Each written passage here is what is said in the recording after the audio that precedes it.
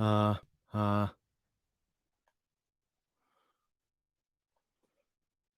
uh, uh, uh, uh, uh. Sorry if I sound really weird. I'm just testing out the audio quality of this. Testing, testing, 1, 2, 3. Testing, testing, 1, 2, 3. This is 1984. Ooh, someone already liked the stream. I thank you for that.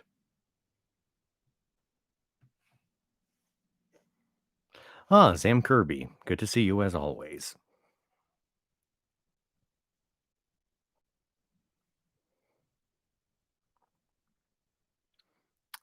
Had a pretty good time today. My family and I played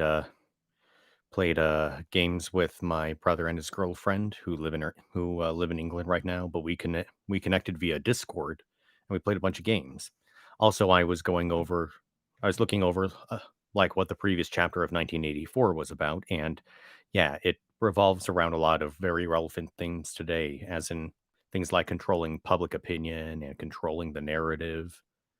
Like, what's the truth? Like, if there is no record of the truth, did the truth really exist?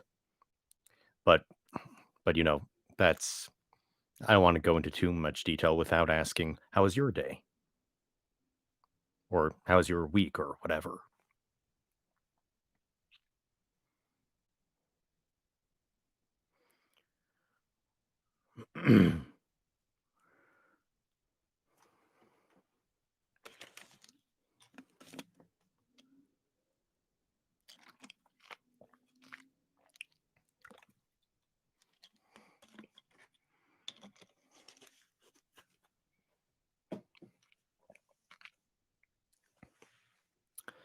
Yeah, it's always nice when the going gets good.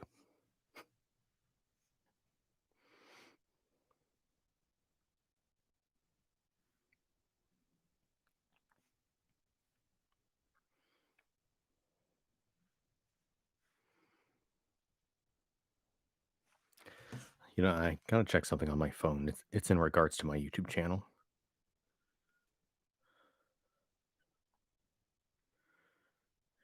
Your channel, community.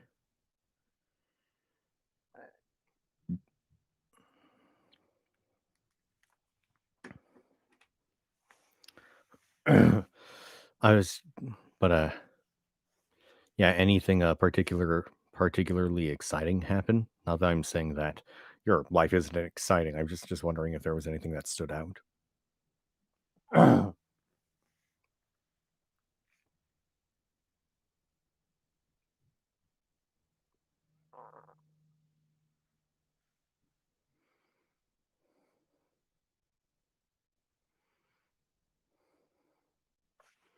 Yeah, is this thing on mute? My phone, not the microphone.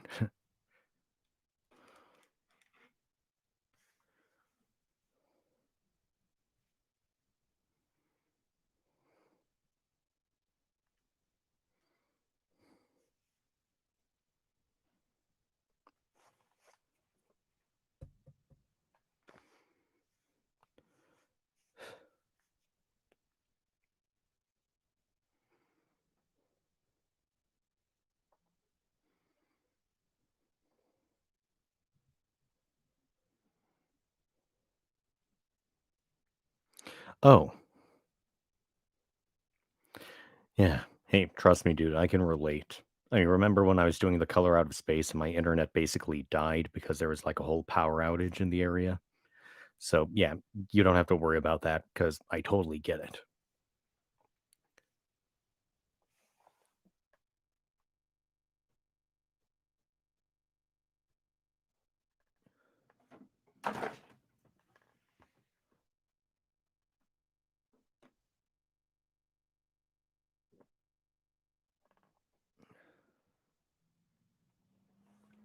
How's your internet now?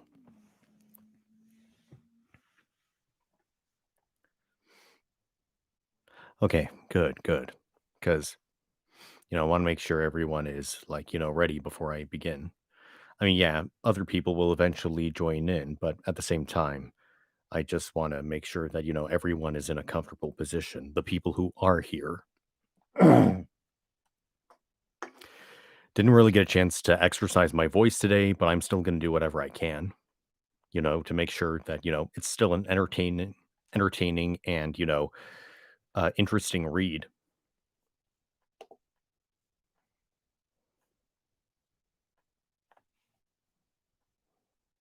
I'm going to turn down the brightness on my monitor because that is really bright.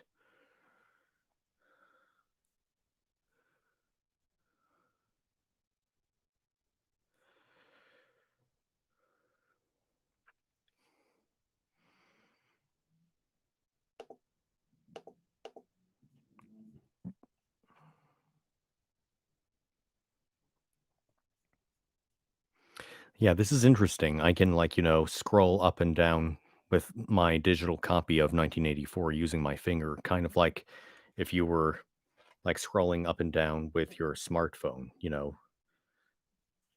something like this. I can't really see. Hang on. So, you go like this. On my Surface Pro, I can do that too. Yeah, scroll up and down like this. But I'm reading a I've been reading a digital copy of 1984 on my Surface Pro. Yeah, so now I got it in a pretty decent size so that, uh, not only am I able to scroll the chapter up and down, I can still get a view of the chat on the side. The live stream and the chat are in one video, I mean in one window, whereas the digital copy is in another.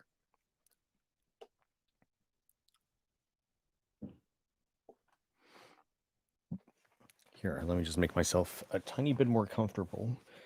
Removing this jacket for one.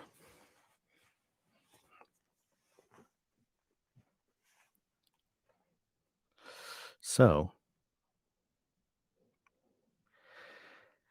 how about we get this show on the road? Not waste much time any longer.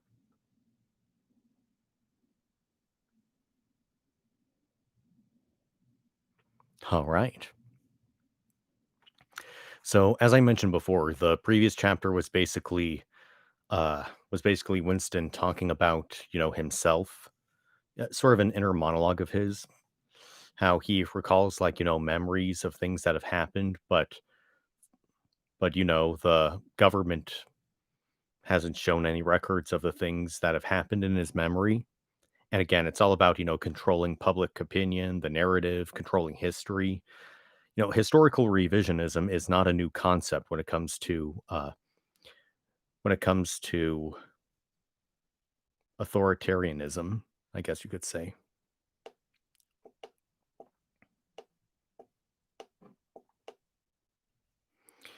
I mean, there. I mean, America updates its history all the time. For example, like take Thanksgiving. The original story was about pilgrims coming from England. They meet with the Indians, and then they have a feast. Everyone is happy in the world. Whereas in reality, these settlers from England arrive in this land that they assumed was India, but in but the people that they met there were not, in fact, Indians, but Native Americans. In fact, they weren't actually called Native Americans at the time. They had their like own name, but the actual name kind of escapes me at the moment. The reason why I bring this up is because again, historical revisionism, the truth, the narrative, the history of the world, and how the government can control it to change public opinion. So that's what the previous chapter was about, chapter 7. Well, now we're on chapter 8. So this is 1984, chapter 8. From somewhere at the bottom of a passage, the smell of roasting coffee, real coffee, not not victory coffee, came floating out into the street. Winston paused involuntarily. For perhaps 2 seconds, he was back in the half-forgotten world of his childhood. Then a door banged, seeming to cut off the smell as abruptly as though it had been a sound. He had walked several kilometers over pavements, and his varicose ulcer was throbbing. This was the second time in 3 weeks that he had missed an evening at the community center. A rash act, since you could be certain that the number of your attendances at the center was carefully checked. In principle, a party member had to spare time and was never alone except in bed. It was assumed that when he was not working, eating, or sleeping, he would be taking part in some kind of communal recreation. To do anything that suggested a taste for solitude, even to go for a walk by yourself, was always slightly dangerous. There was a world for there was a word for it in newspeak. Own life, it was called, meaning individualism and eccentricity. But this evening, as he came out of the ministry, the, the balminess of the April air had tempted him. The sky was a warmer blue than he had seen it that year, and suddenly the long, noisy evening at the center, the boring, exhausting games, the lectures, the creaking camaraderie oiled by gin, had seemed intolerable. On impulse, he had turned away from the bus stop and wandered off into the labyrinth of London, first south, then east, then north again, losing himself among unknown streets and hardly bothering in which direction he was going. If there is hope, he had written in the diary, it lies in the proles. The words kept coming back to him, statement of a mystical truth and a palpable absurdity. He was somewhere in the vague brown-colored slums of the north and east of what had once been St. Pancras Station. He was walking up a cobbled street of little two-story houses with battered doorways, which gave straight on the pavement and which were somehow curiously suggestive of rat holes. There were puddles of filthy water here and there among the cobbles. In and out of the dark doorways and down narrow alleyways that branched off on either side, people swarmed in astonishing numbers. Girls in full bloom, with crudely lipsticked mouths, and youths who chased the girls, and swollen, waddling women who showed you what the girls would be like in 10 years' time, and old bent creatures shuffling along on splayed feet, and ragged barefoot children who played in the puddles and then scattered at angry yells from their mothers. Perhaps a quarter of the windows in the street were broken and boarded up. Most, most of the people paid no attention to Winston. A few eyed him with a sort of guarded curiosity. Two monstrous women with brick red forearms, folded across their aprons, were talking outside a doorway. Winston caught scraps of conversation as he approached. Yes, I says that's all very well, I says. But if you'd have been in my place, you'd have done the same as as what I done. It's easy to criticize, I says, but you ain't got the same problem as what I got. Ah, said the other. That's just it. That's just where it is. The strident voices stopped abruptly. The women studied him in hostile silence as he walked past.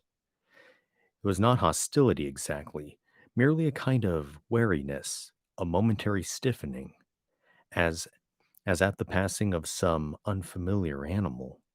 The blue overalls of the party could be a common sight in a street like this. Indeed, it was it was unwise to be seen in such places, unless you had definite business there. The patrols might stop you if you happened to run into them. May I see your papers, comrade? What are you doing here? What time did you leave work? Is this your usual way home? And so on and so forth. Not that there was any rule against walking home by an unusual route, but it was enough to draw attention to you if the thought police heard about it. Suddenly, the whole street was in commotion. There were yells of warning from all sides. People were shooting into the doorways like rabbits. A young woman leapt out of a doorway a little ahead of Winston, grabbed up a tiny child playing in a puddle, whipped her apron around it, and leapt back again, all in one movement. At the same time, at the same instant, a man in a concertina like black suit who had emerged from a side alley ran towards Winston, pointing excitedly to the sky. Steamer! He yelled. Look out, governor!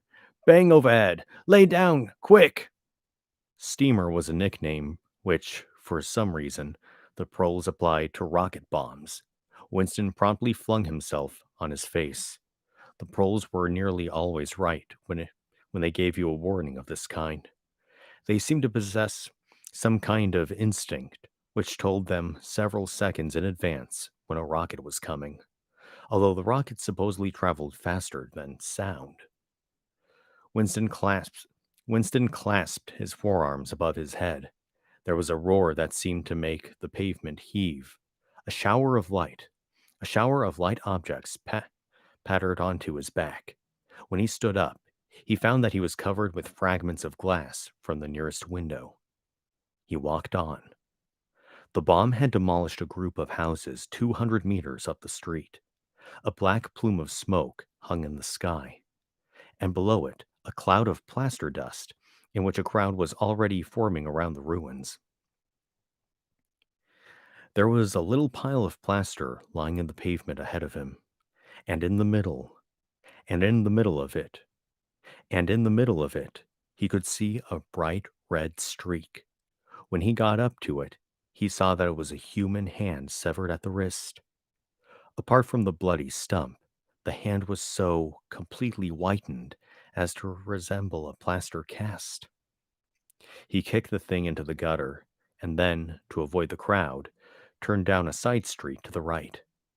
Within 3 or 4 minutes, he was out of the area which the bomb had affected, and the sordid swarming of life of the streets was going on as though nothing had happened. It was nearly 20 hours, and the drinking shops which the proles frequented, pubs they were called, were choked with customers. From their grimy swing doors, endlessly opening and shutting, there came forth a smell of urine, sawdust, and sour beer. In an angle formed by a projecting house front, three men were standing very close together, the middle one of them holding a folded up newspaper, which the other two were studying over his shoulder. Even before he was near enough to make out an expression on their faces, Winston could see absorption of every line of their bodies. It was obviously some serious piece of news that they were reading. He was a few paces away. He was a few paces away from them when suddenly the group broke up and two of the men were in violent altercation. For a moment, they seemed almost on the point of blows. Can't you bleeding well listen to what I say? I tell you, no number ending in 7 ain't won over 14 months. Yes, yes, it has, then. No, it has not. Back home, I got the whole lot of 'em for over 2 years. Wrote down on a piece of paper. I takes 'em down regular as the clock. And I tell you, no number ending in 7. Yes, a 7 as one. I could pretty near tell you on the bleeding number. 4 of 7 it ended it. And there were it were in February, second week of February. February, your godmother. I got it all down in black and white, and I tell you, no number. Oh, pack it in, said the third man. They were talking about the lottery. Winston looked about. Winston looked back when he had gone 30 meters. They were still arguing with vivid, passionate faces. The lottery, with its weekly payout of enormous sizes, was the one public event to which the proles paid serious attention. It was probable that there were some millions of proles for whom the lottery was the practical, if not the only reason for remaining alive. It was their delight, their folly, their anodyne, their intellectual stimulant. When the lottery was concerned, when where the lottery was concerned, even people who could barely read and write seemed capable of intricate calculations and staggering feats of memory. There was a whole tribe of men who made a living simply by selling systems, forecasts, and lucky amulets. Winston had nothing to do with the running of the lottery, which was managed by the Ministry of Plenty, but he was aware, indeed, everyone in the party was aware, that the prizes were largely imaginary.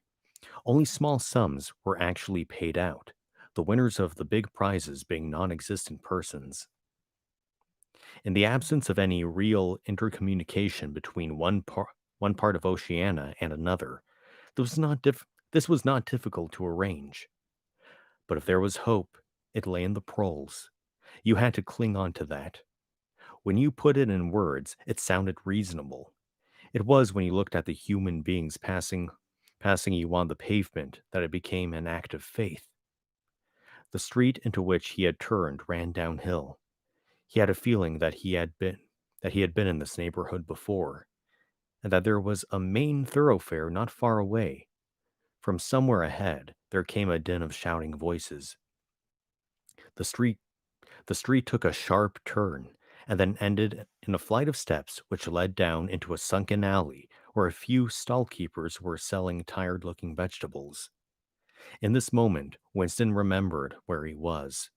The alley led into the main street, and down the next turning, not 5 minutes away, was the junk shop where he had bought the blank book, which was now his diary.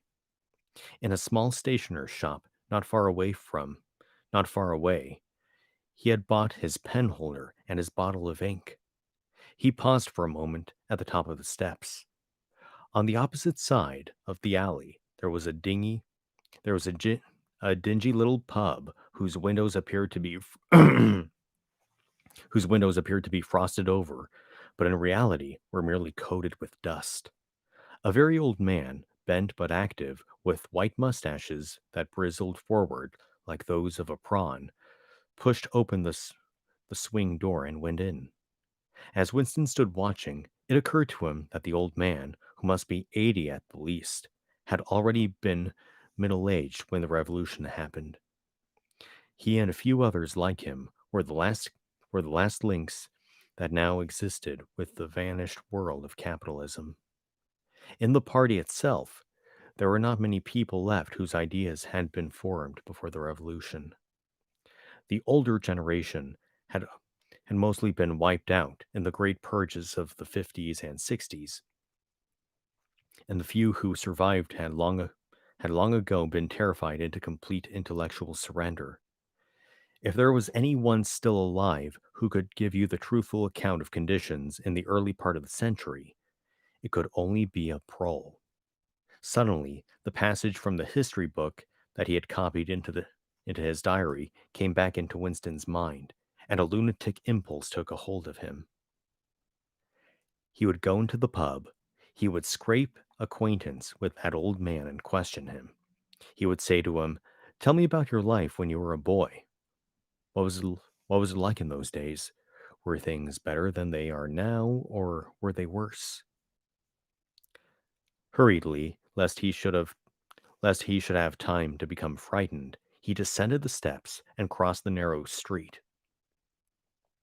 It was madness, of course.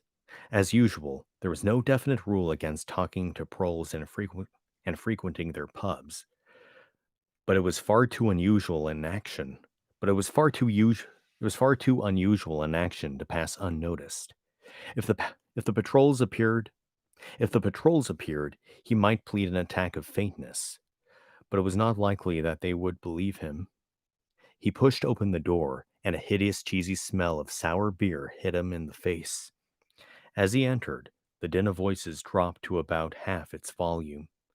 Behind his back, he could feel everyone eyeing his blue overalls. A game of darts, which was going on at the other end of the room, interrupted itself for perhaps as much as 30 seconds. The old man whom he had followed was standing at the bar, having some kind of altercation with the barman, a loud, stout, hook-nosed man with enormous forearms. A knot of others, standing round with glasses in their hands, were watching the scene. I asked you civil enough, didn't I? Said the old man, straightening his shoulders pugnaciously. You telling me you ain't got a pint mug in the old bleeding boozer? And one the hell's name is a pint, said the barman, leaning forward, with the tips of his fingers on the counter. Ark at him, ark at him, ark at him. Calls it, calls himself a barman and don't know what a pint is. Why, a pint's the half of a quart, and there's 4 quarts to the gallon. Have to teach you the ABC next. Never heard of 'em, said the barman shortly. Liter and half liter, that's all we serve. There's the glasses on the shelf in front of you. I likes a pint, persisted the old man. You could have drawed me off a pint easy enough. We didn't have these bleeding liters when I was a young man. When I see, when you were a young man, we were all living in the treetops, said the barman, with a glance at the other customers. There was a shout of laughter, and the uneasiness caused by Winston's entry seemed to disappear. The old man's white, white stubbled face. Yeah, white stubble, that's how you say it. The old man's white stubbled face had flushed pink. He turned away, muttering to himself, and bumped into Winston. Winston caught him gently by the arm. May I offer you a drink? He said. You're a, you're a gent, said the other, straightening his shoulders again. He appeared not to have noticed Winston's blue overalls. Pint, he added aggressively to the barman. Pint of wallop. The barman switched to bleh. the mar- the barman swished 2 half-liters of dark brown beer into thick glasses, which he had rinsed in a bucket under the counter. Beer was the only drink you could get in prole pubs. The proles were supposed to not drink ag- were not supposed the proles were not the proles were supposed not to the proles were supposed not to drink gin, though in practice they could get hold of it easily enough. The game of darts was in full swing again, and the knot of men at the bar had begun talking about lottery tickets. Winston's presence was forgotten for a moment. There was a deal there was a deal table under the window where he and the old man could talk without fear of being overheard. It was horribly dangerous, but at any rate, there was no telescreen in the room, a point he had made sure of as soon as he came in. He could have drawed me off a pint, grumbled the old man as he settled down behind a glass. A half liter ain't a half liter ain't enough. It don't satisfy, and a whole liter's too much. It's it starts my bladder running, let alone the price. You must have seen some great changes since you were a young man, said Winston tentatively. The old man's pale blue eyes moved from the darts board to the bar, and from the bar to the door of the gents, as though it were in the bar room, and he expected the changes to have occurred. The beer was better, he said finally, and cheaper. When I was a young man, mild beer, wallop we used to call it, was 4 pence a pint. That was before the war, of course. Which war was that? Said Winston. It's all wars, said the old man vaguely. He took up his glass, eh, and his shoulders straightened again. Is wishing you the very best. Is wishing you the very best of health. In his lean throat, the sharp-pointed Adam's apple made a surprising rapid up and down movement, and the beer vanished. Winston went to the bar and came back with 2 more half-liters. The old man appeared to have forgotten his prejudice against drinking a full liter. You are very much older than I am, said Winston. You must, uh, you must have a gown. You must have been a grown man before I was. You can remember what it was like in the old days. before the revolution. People of my age don't really know anything about those times. We can only read about them in books. We can only read about them in books, and, and what it says in the books may not be true. I should like your opinion on that. The history books say that life before the revolution was completely different from what it is now. There, there was the most terrible oppression, injustice, poverty, worse than anything we can imagine. Here in London, the great mass of people never had enough to eat from birth to death. Half of them had, ev- had even boots on their feet. They worked 12 hours a day. They left school at 9. They slept 10 in a room. And at, and at the same time, there was a very few people, only a few thousands. The capitalists, they were called, who were rich and powerful. They owned everything that there was to own. They lived in great gorgeous houses with 30 servants. They strode about in motor cars and four-horse carriages. They drank champagne. They wore top hats. The old man brightened suddenly. Top hats, he said. Funny you should mention 'em. The same thing, the same thing come into my head only yesterday. I don't know why. I was just thinking, I ain't seen a top hat in years. Going right out, they have. Last time I wore one was at my sister-in-law's funeral, and that was, well, I couldn't give you the date, but it must have been 50 years ago. Of course, it was only hired for the occasion, you understand. It was only hired for the occasion, you understand. It isn't very important about the top hats, said Winston patiently. The point is, these capitalists, they and a few lawyers and priests and so forth who lived on them, were the lords of the earth. Everything existed for their benefit. You, the ordinary people, the workers, were their slaves. They could do what they could do what they liked they could do what they liked with you. They could ship you off to Canada like cattle. You could sleep with your daughters if they chose. They could order you to be flogged with something called a cat o' nine tails. You had to take your cap off when you passed them. Every capitalist went about with a gang of lackeys who, the old man brightened again. Lackeys, he said. Now there's a word I ain't heard since ever so long. Lackeys. That reg that regular takes me back, that does. I rec I recollect, oh, donkeys years ago. I used to sometimes go to Hyde Park on a Sunday on a s- of a Sunday afternoon to hear the blokes making speeches. Salvation Army, Roman Catholics, Jews, Indians, all sorts there was. And and there was one bloke, well, I couldn't give you his name, but a real powerful speaker he was. He didn't half give it. He didn't half give it. He didn't he didn't have give it him. Give it him? He didn't have give it him. Lackeys, he says. Lackeys of the bourgeois, flunkies of the ruling class. Parasites. That was another of them. And Yenets and Yenas. He definitely called him Yenes, of course. Yenes. He was, of course, referring to the Labour Party, you understand? Winston had the feeling that they were talking at cross purposes. What I really want to know was this, he said. Do you feel you have more freedom now than you had in those days? Are you treated more like a human being?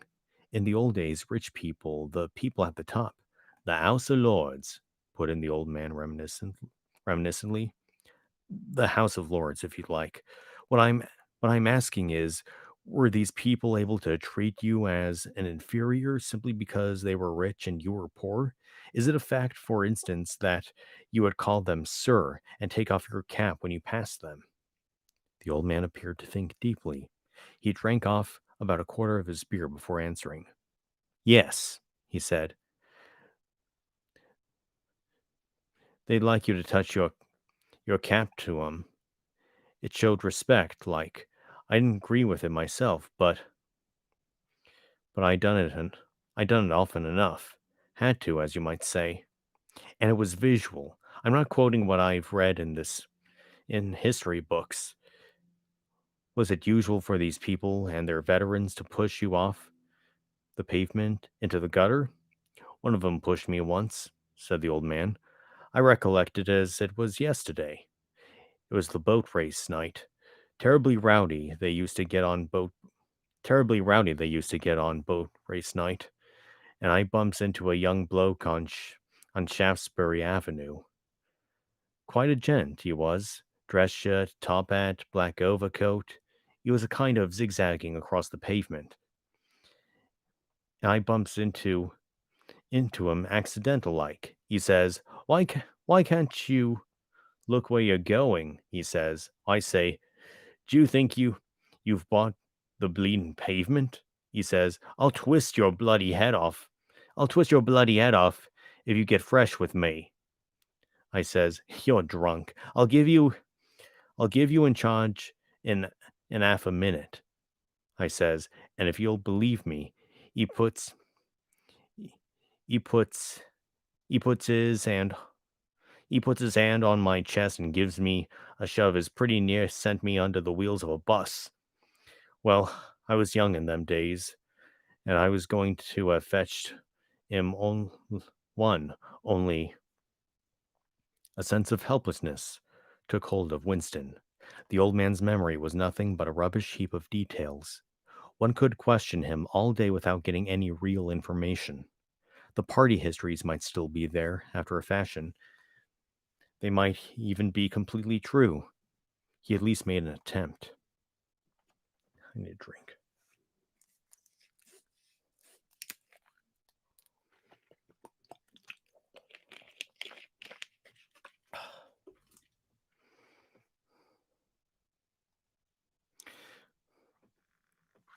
Perhaps I have not made myself clear, he said.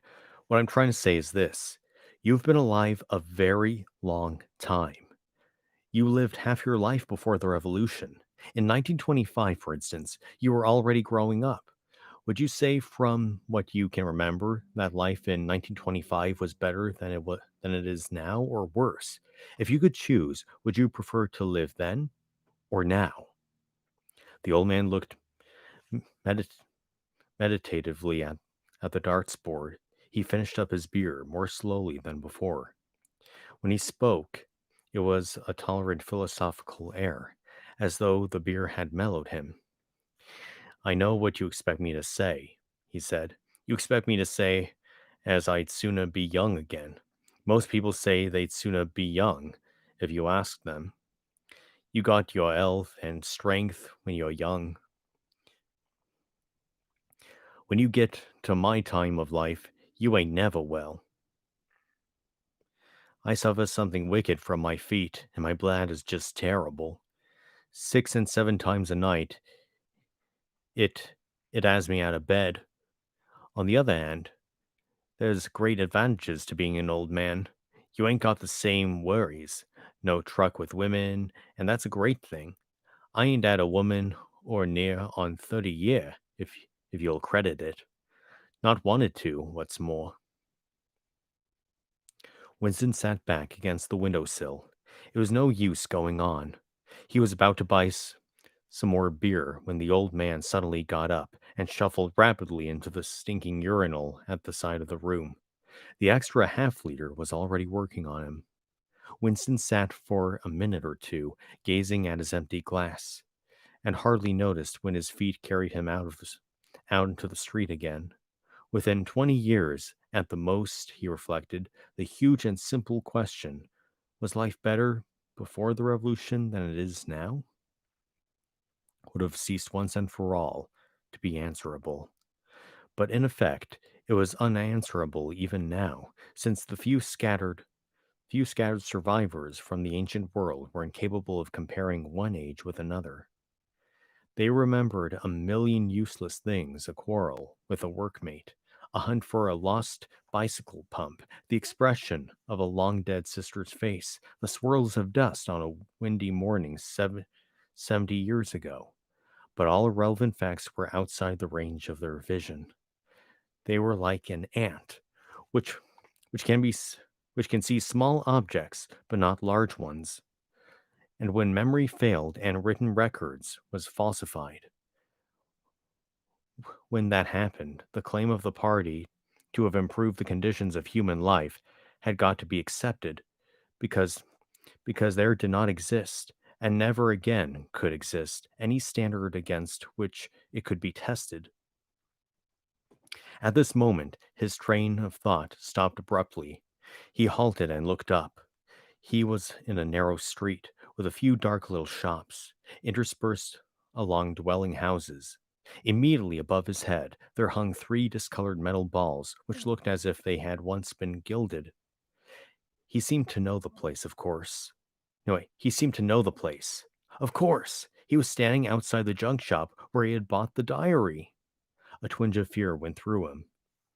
It had been a sufficiently rash act to buy the book in the beginning, and he had sworn never to come near the place again.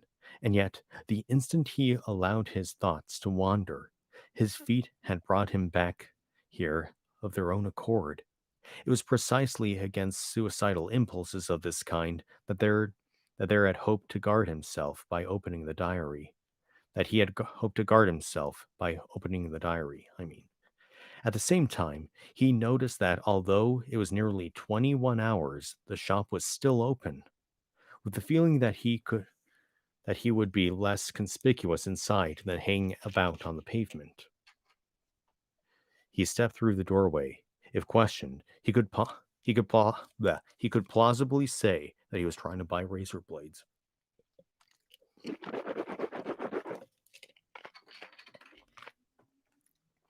The proprietor had just lighted a hanging oil lamp, which gave off an unclean but friendly smell. He was a man of perhaps 60, frail and bowed, with a long but benevolent nose and mild eyes distorted by thick spectacles. His hair was almost white, but his eyebrows were bushy and still black. His spectacles, his gentle fussy movements, and the fact that he was wearing an aged jacket of black velvet gave him a vague air of intellectuality, as though he had been some kind of literary man, or perhaps a musician. His voice was soft, as though faded, and his accent less debased than that of the majority of proles. I recognize you on the pavement, he said immediately. You're the gentleman that brought the young lady's keepsake album. That was a beautiful bit of paper, that was. Cr- cream lay, cream laid, it used to be called. There's been no paper like that made for, oh, I dare say 50 years. He peered at Winston over the top of his spectacles. Is there anything special I can do for you? Or did you want to look around? Or did you just want to look around? I was passing, said Winston vaguely. I just looked in. I I don't want anything in particular. It's just as well, said the other, because I don't suppose I could have satisfied you. He made an apologetic gesture with a soft palmed hand. You see how it is. An empty shop, you might say. Between you and me, the antique trade's just about finished. No demand any longer, and no stock either. Furniture, china, glass, it's all been broken up by degrees. And of course, the metal stuff's mostly been melted down. I haven't seen a brass candlestick in years. The tiny interior of the shop was in fact uncomfortably full, but there was almost nothing in it of of the slightest value. The floor space was very restricted because all around the walls were stacked innumerable dusty picture frames. In the window there were trays of nuts and bolts, worn out chisels, penknives with broken blades, tarnished watches that did not even pretend to be in going order, and other miscellaneous rubbish. Only on a small table in the corner was there a litter of odds and ends, lacquered snuff boxes, agate brooches, and the like, which looked as though they might include something interesting. As Winston wandered toward the table, His eye was caught by a round, smooth thing that gleamed softly in the lamplight, and he picked it up.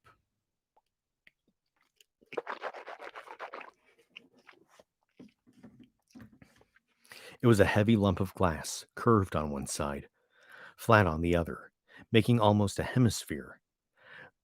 There was a peculiar softness, as of rainwater, in both the color and texture of the glass. At the heart of it, magnified by the curved surface, there was a strange pink convoluted object that recalled a rose or a sea anemone. What is it? Said Winston, fascinated. That's coral, that is, said the old man. It must have come from the Indian Ocean. They they used they used to kind of embed it in the glass. It wasn't it wasn't made less than 100 years ago. More more by the look of it. It's a beautiful thing, said Winston.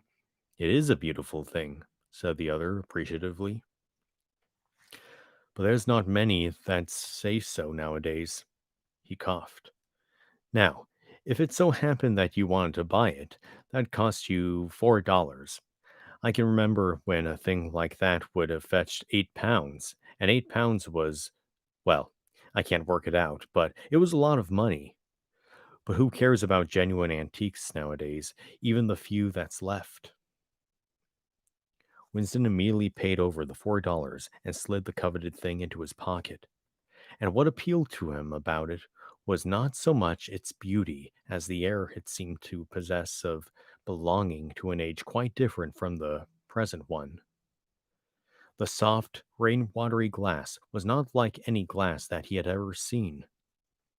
The thing was doubly attractive because of its apparent uselessness, though he could guess that it must have once been intended as a paperweight.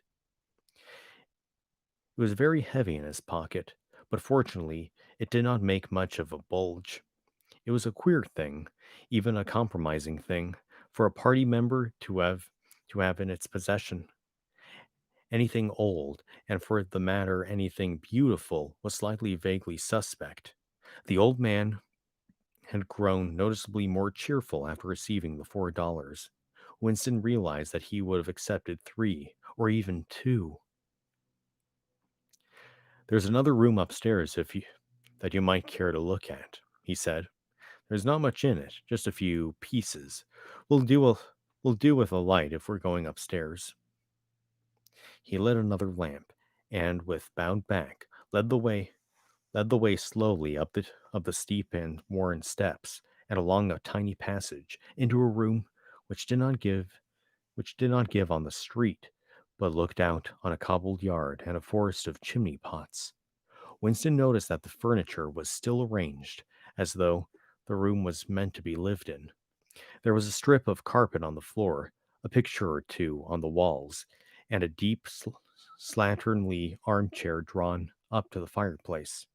An old fashioned glass clock with a 24-hour face was ticking away on the mantelpiece.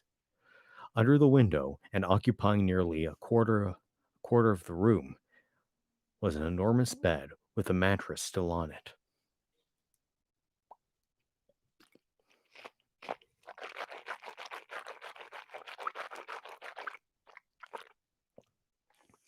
We lived here till my wife died, said the old man half apologetically. I'm selling the furniture off by little and little. Now that's a beautiful mahogany bed, or at least it would be if you could get the bugs out of it, but I dare say you'd find it a little bit cumbersome. He was holding the lamp high up, so as to illuminate the whole room, and in the warm dim light, the place looked curiously inviting. The thought flitted through Winston's mind that it would probably be quite easy to rent the room for a few dollars a week, if he dared to take the risk. It was a wild, impossible notion to be abandoned as soon as the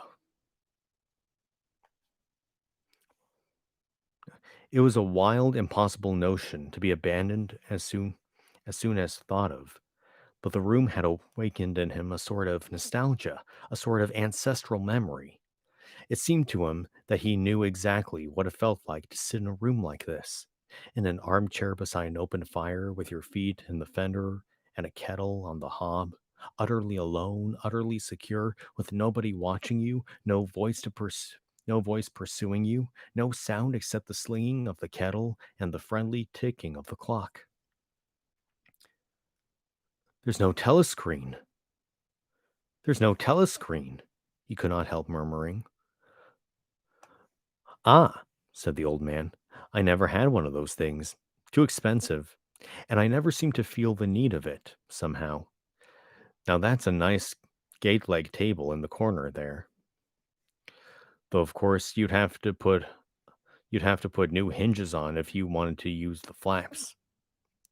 There was a small bookcase in the other corner, and Winston had already gravitated towards it. It contained nothing but rubbish. The hunting down and destruction of books had been done with the same thoroughness in the prole quarters as everywhere else. It was very unlikely that there existed anywhere in Oceania a copy of a book printed earlier than 1960. The old man, st- the old man, still carrying the lamp, was standing in front of a picture in a rosewood f- in a rosewood fl- I keep wanting to say rosewood flame. The old man, still carrying the lamp, was standing in front of a picture in a rosewood frame, which hung on the other side of the fireplace, opposite the bed. Now, if you happen to be interested in old prints and all, he began delicately. Winston came across to examine the picture. It was it was a steel engraving of an oval building with rectangular windows and a small tower in front. There was a railing running around the building, and at the rear end there was what appeared to be a statue. Winston gazed at it for some moments. It seemed vaguely familiar, though he did not remember the statue. The frame's fixed to the wall, said the old man, but I could unscrew it for you, I dare say. I know that building. I know that building, said Winston finally. It's a ruin now. It's the middle of the street outside the Palace of Justice. That's right, outside the law courts. It was bombed in, oh, many years ago. It was a church at one time. St. Clement Danes, its name was. He smiled apologetically, as though conscious of saying something slightly ridiculous, and added, Oranges and lemons, says the oranges and lemons, says the bells of Oranges and lemons, says the bells of St. Clement's. What's that? Said Winston. Oh, oranges and lemons, says the bells of St. Clement's. That was a rhyme that was a rhyme we had when I was a little boy. How it goes on, I don't remember. But I do know it ended up, here comes a candle to light your bed. Here comes a chopper to chop off your head. It was a kind of dance. They they held out their arms for you to pass under. And when they came to here comes a chopper to chop off your head, they brought their arms down and caught you. It was just names of churches. All the London churches were in it. All the principal ones, that is.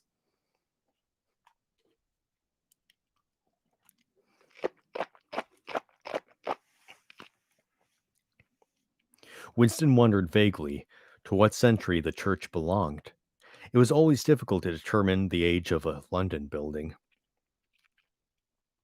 Anything large was impressive. If it was reasonably new in appearance, was automatically claimed as having been built since the Revolution, while anything that was obviously of earlier date was ascribed to some dim period called the Middle Ages. The centuries of capitalism were held to have produced nothing of any value. One could not learn history from architecture any more than one could learn from its books.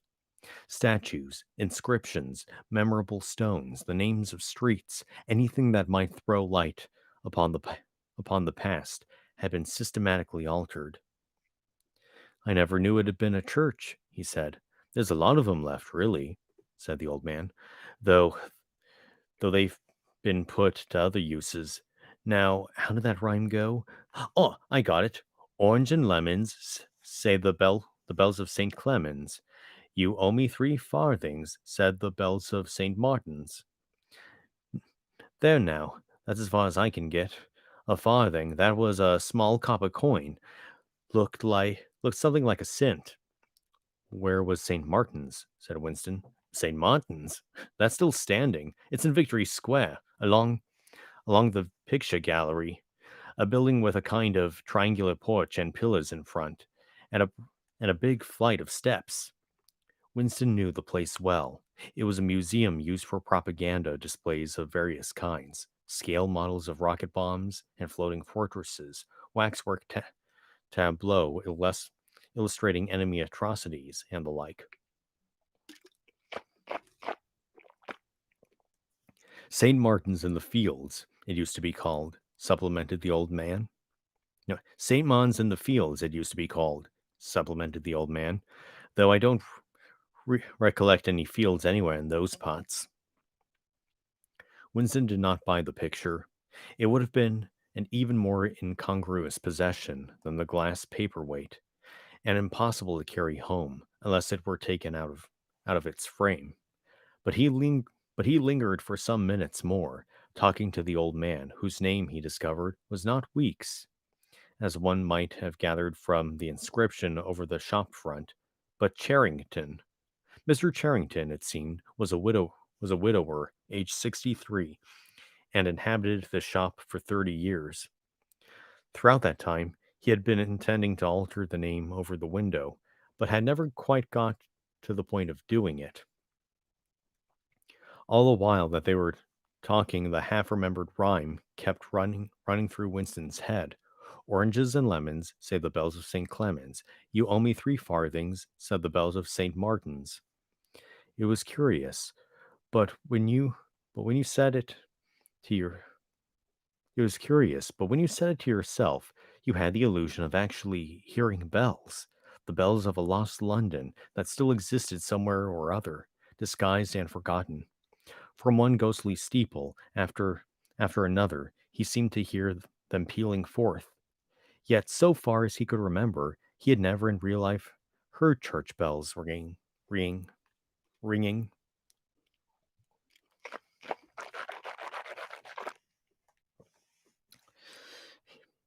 Yeah, got a little tongue tie right there. He got away from Mr. Charrington and went down the stairs alone, so as to not let the old man see him reconnoitering the street before stepping out of the door. He had already made up his mind that after a suitable interval, a month, say, he would take the risk of visiting the shop again. It was perhaps not more dangerous than shirking an evening at the center. The serious piece of folly had been to come back here in the first place after buying the diary and without knowledge whether the proprietor of the shop could be trusted. However, yes, he thought again, he would come back. He would buy further scraps of beautiful rubbish. He would buy the engraving of St. Clement's Danes, take it out of its frame, and carry it home concealed under the jacket of his overalls. He would drag the rest of that poem out of Mr. Charrington's memory. After Mr. Charrington's memory, even the lun- even the lunatic project of renting the room upstairs flashed momentarily through his mind again. For perhaps 3 seconds, exaltation made him careless, and he stepped out onto the pavement without so much as a preliminary glance through the window. He had even started humming to an improvised tune.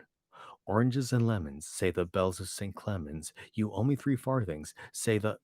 Suddenly, his heartbeat seemed to turn to ice, and his bowels to water. A figure in blue overalls was coming down the pavement, not 10 meters away. It was the girl from the fiction department, the girl with dark hair.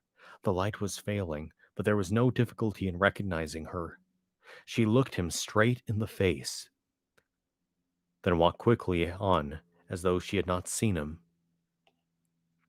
For a few seconds, Winston was too paralyzed to move. Then he turned to the right and walked heavily away, not noticing for the moment that he was going in the wrong direction. At any rate, one question was settled. There was no doubting any longer that the girl was spying on him. She must have followed him there, because it was not credible that by pure chance she should have happened to be walking on the same evening, on the same evening up the same obscure back street, kilometers distant from any quarter where party members lived. It was far too great a coincidence. Whether she was really an agent of the thought police or simply an amateur spy actuated by a fish off she what I don't know what this word is. Officiousness? Or simply an amateur spy actuated by officiousness hardly mattered. It was enough that she was still it was enough that she was watching him. Probably she had seen him go into the pub as well. It had been an effort to walk. The lump of glass in his pocket banged against his thigh at each step, and he was half minded to take it out and throw it away. The worst thing was the pain in his belly.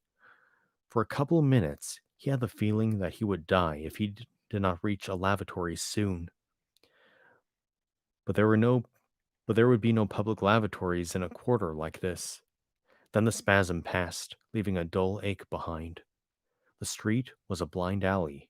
Winston halted, stood for several seconds, wondered vaguely what to do, then turned round again, then turned round and began to retrace his steps.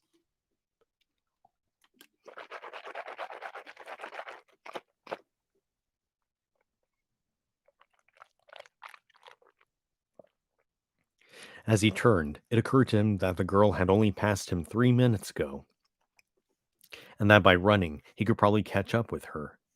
He could keep on her track till they were in some quiet place, and then smash her skull in with with a cobblestone. The piece of glass in his pocket would be heavy enough for the job, but he abandoned the idea immediately, because even the thought of making any physical effort was unbearable. He could not run. He could not strike a blow. Besides, she was young and lusty and would defend herself. He thought also of hurrying to the community center and staying there till the place closed, so as to establish a partial alibi for the evening. But that was too impossible. A deadly lassitude had taken hold of him. All he wanted was to get home quickly and then sit down and be quiet. It was after 22 hours when he got back to the flat.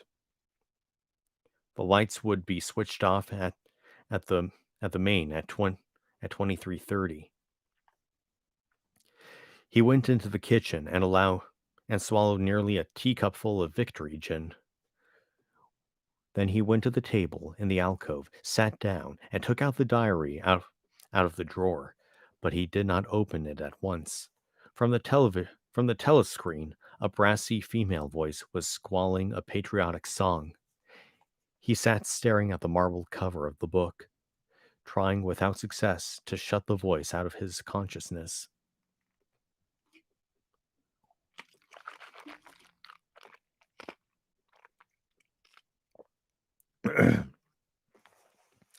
It was a night that the it, it- excuse me. It was at night that they came for you. Always at night. The proper thing was to kill yourself before they got you. Undoubtedly, some people did so. Many of the disappearances were actually suicides, but it needed desperate courage. But needed desperate courage to kill yourself in a world where firearms or any quick and certain poison were completely unprocurable. He thought with a kind of astonishment of the biological uselessness of pain and fear, the treachery of the human body which always freezes into inertia at exactly the moment when a special effort is needed. He might he might have silenced the dark-haired girl if only he might have silenced the dark-haired girl if only he had acted quickly enough, but precisely because of the extremity of his danger, he had lost the power to act. It struck him that in the moments of crisis, one is never fighting against an external enemy, but always against one's own body. Even now, in spite of the gin, the dull ache in his belly made consecutive thought impossible, and it is the same, he perceived, in all seemingly heroic or tragic situations. On the battlefield, shoot, where'd it go? On the battlefield, in the torture chamber, on a sinking ship, the issues that you are fighting for are always forgotten, because the body swells up until it fills the universe. And even when you are not paralyzed by fright or screaming with pain, life is a moment to moment struggle against a hunger or cold or sleeplessness, a against a sour stomach or an aching tooth. Hang on. He opened the diary. It was important to write something down. The woman on the telescreen had started a new song. Her voice seemed to stick into his brain like jagged splinters of glass.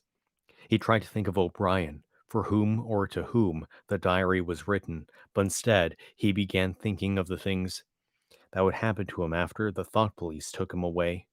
It would not matter if they killed you at once. To be killed was what you expected, but before death, nobody spoke of such things, yet everybody knew of them. There was the routine of confession that had to be gone through. The groveling on the floor and screaming for mercy, the crack of broken bones, the smashed teeth, and bloody clots of hair. Why did you have to endure it? Since the end was always the same.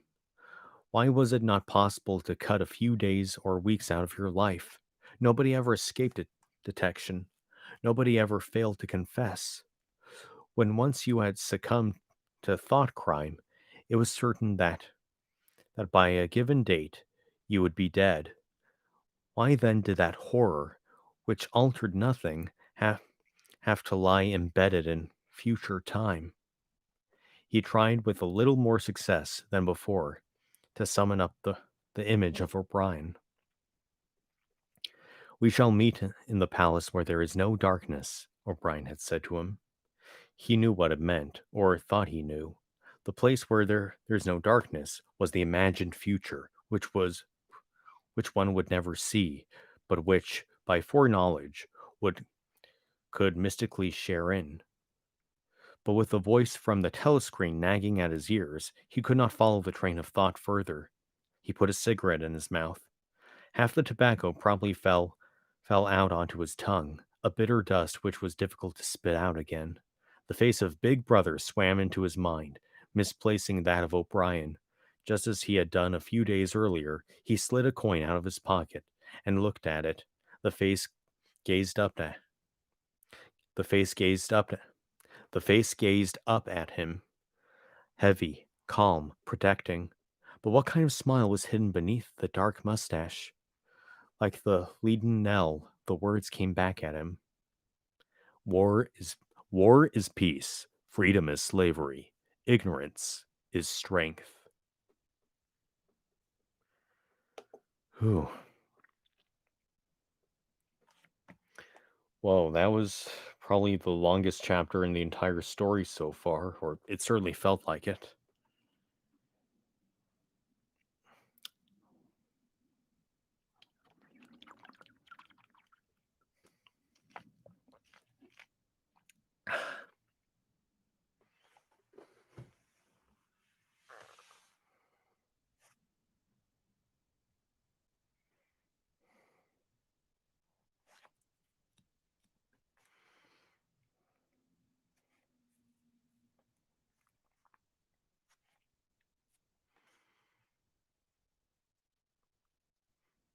Is anyone there?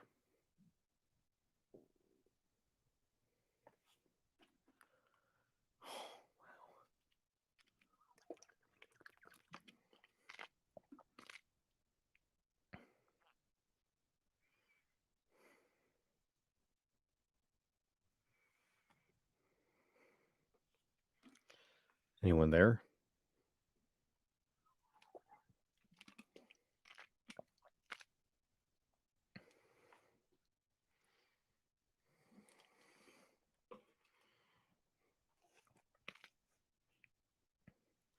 Oh, he's Am Kirby.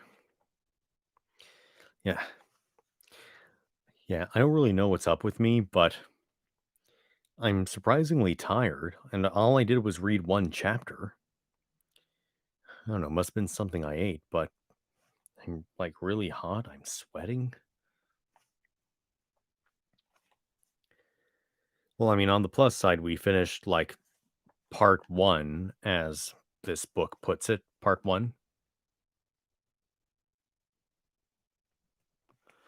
Yeah, that's the thing. I think I might have to cut this stream a little short. Like, dude, look how shiny my forehead is. I don't think it's ever been like that before. And I recorded in my closet for extended periods of time, and I was never really this sweaty. So yeah, I think I should cut this. I think I should cut this stream short. I don't want to push myself. So yeah, I'm really sorry about this, but on the positive side, this is the end of part 1 of this book.